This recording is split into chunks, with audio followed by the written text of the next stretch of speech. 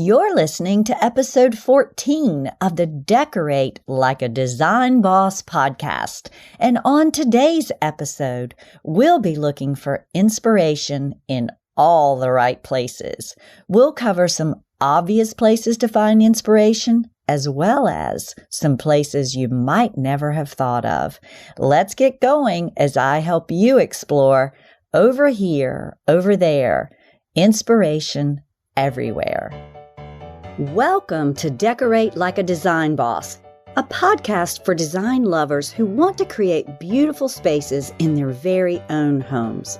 My name is Kimberly Grigg, and I'm a professional interior designer who teaches design lovers like yourselves how to decorate. And when I say decorate, I mean decorate like a design boss.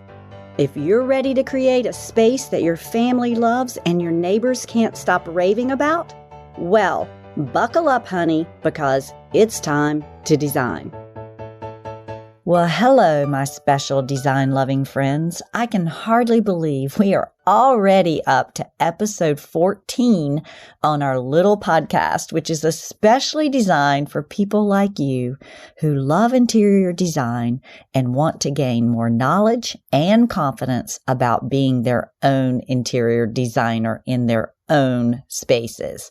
As a seasoned professional designer, I love sharing my knowledge about this probably as much, if not more, than actually designing spaces. It's really exciting to break the process down, and based on your feedback, well, it seems to be working. And speaking of feedback, thank you from the bottom of my heart for all of your reviews, ratings, and subscriptions, which is now in podcast language called follows. I so appreciate your engagement, and I hope today you will please hit the share button and send this podcast episode to a friend or loved one who might also appreciate and share our love of interior design. And without further ado, let's get this episode started. I am often asked, what starts the process of design for me? People really seem to want to know where you should begin the whole process of designing a room. And I get it. It can be overwhelming just to get started. It's not always where you think, and this can't even begin to successfully happen if you don't first start with your own design DNA.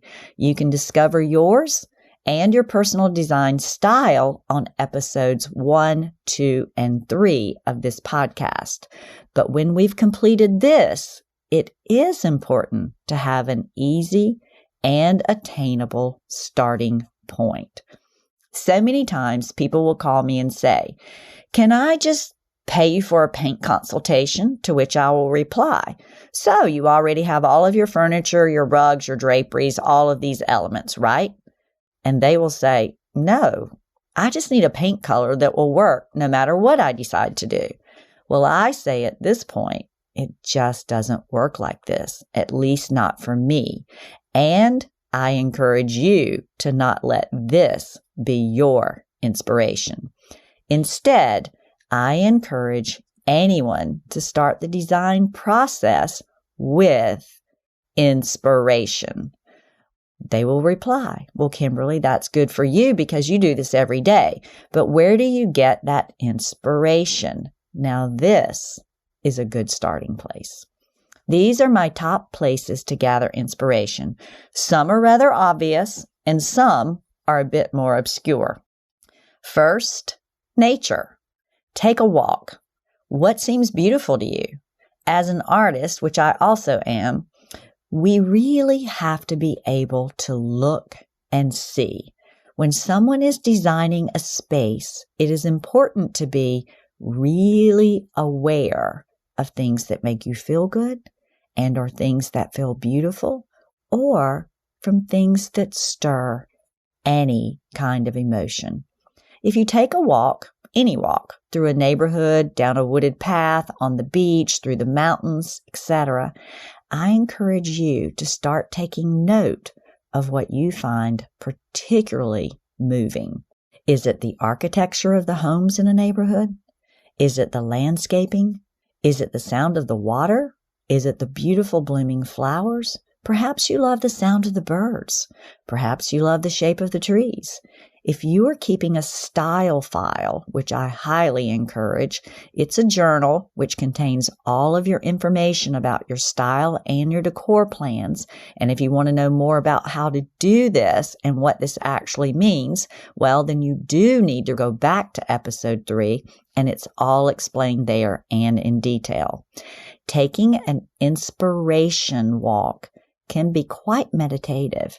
And if you really tap into seeing and noticing all elements that stir any kind of emotion, then you are well on your way to finding a great starting point for your own decor.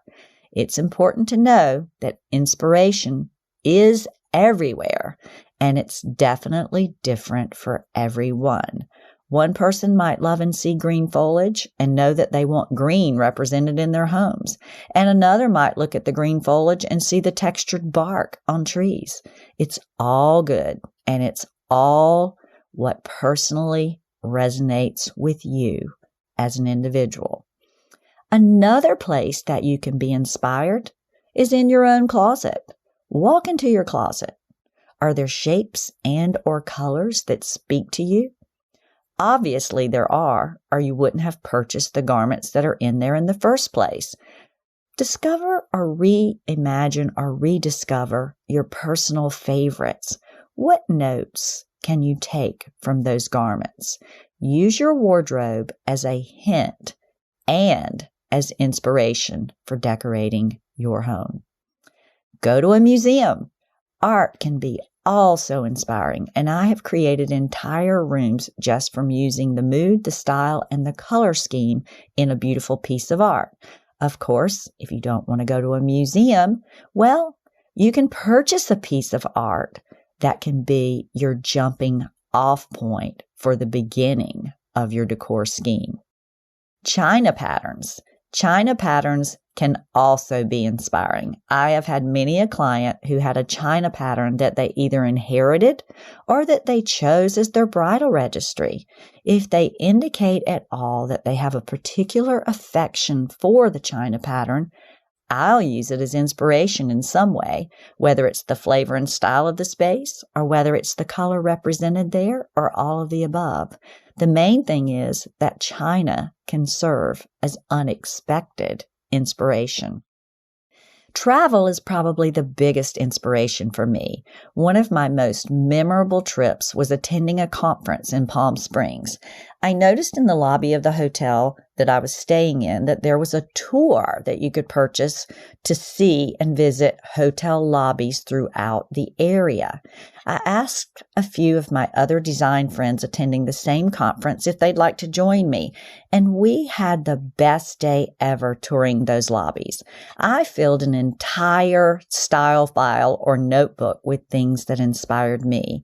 It was truly memorable. So the next time you go into a hotel lobby or a hotel room or a restaurant or any public space that moves you in some way, take note because you are being inspired. Pinterest.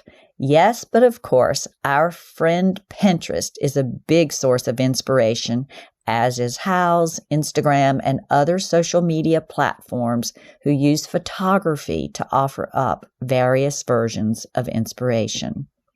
Rugs. This might be even surprising to you, but I have also been inspired to create an entire room based on a rug that a client might already own or one that I find that feels like a treasure. I was recently at market and I spotted a vintage rug in the most beautiful and odd shade of lime green. It was love at first sight for me, and I knew I wanted it to be a part of my own life on a daily basis. This was not a purchase I was making for a client, but one I was going to make for myself. I had nowhere in particular that it was going to be placed. I just knew I loved it, and I knew I would use it somehow, and I knew it would inspire me to actually fluff up and refresh my own living room. It ended up being the perfect rug for a little corner in my living room, and I just reshuffled a few things to make it all work out beautifully. I was so inspired by this rug that I knew I was willing to make a few adjustments just to incorporate it beautifully within my own space. Often, a client will have a rug that they love and will build an entire style, color scheme, and space from the look and feel of that rug. So if you have such a rug, or if you run across one that really speaks to you, don't hesitate to let yourself be inspired by it, and then you can set upon building an entire space around it. So what can we take away from today's lesson? Well, I think awareness is the key here. Just by simply being aware and training yourself to be more aware of individual pieces, colors, objects, spaces, nature, any of this, then we can begin to relate to things that actually move and inspire us. These should be carefully curated and then carefully incorporated into your decors. In doing so, you will have multiple jumping off points and places to begin your own design process. So when asked, do I start the design process with color? Well, the answer is absolutely not. I start the design process with inspiration. I bring some inspiration with me into every design job, and because of this, it has helped me create spaces that are much more meaningful and don't just start with a paint chip.